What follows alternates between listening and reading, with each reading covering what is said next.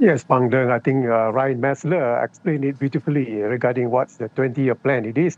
But me, I add, I think the chairman of ASEAN want to make ASEAN more recognizable, more responsible in terms of centrality, be involved in other matters, not only within ASEAN. And also, the chairman want to be ASEAN to be more of neutrality, not siding with either United States or China in this case. So I think that's the plan for 20 years. Seems a long time, but I think it's a very short time to make ASEAN relevant in the future, Pandang.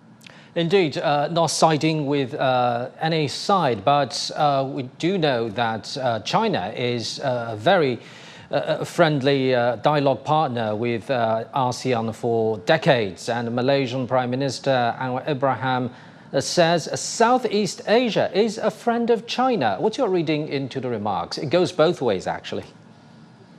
Yes, Wanda, it goes both ways. But I think I think mostly Western nation misread when 3 weeks ago President Xi Jinping visited Malaysia. I think it raised a lot of eyebrows. But what Malaysia want to demonstrate is true. China has been friend for 14, 15 years.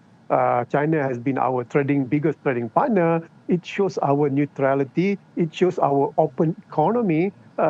To demonstrate that, I think we trust with each other, not only Malaysia, China, but also ASEAN and also China. And in this part, running right now is beginning with the Gulf state, the GCC. So it's going to be a very interesting era when the cooperation of ASEAN, GCC, and China will be formalized in the future.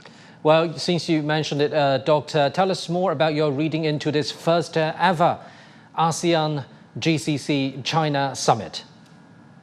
Yeah, you said it correctly, Pang Deng. First ever, I think the stroke of genius in terms of ASEAN chairman. We have the ASEAN GCC meeting 3 years ago in Riyadh.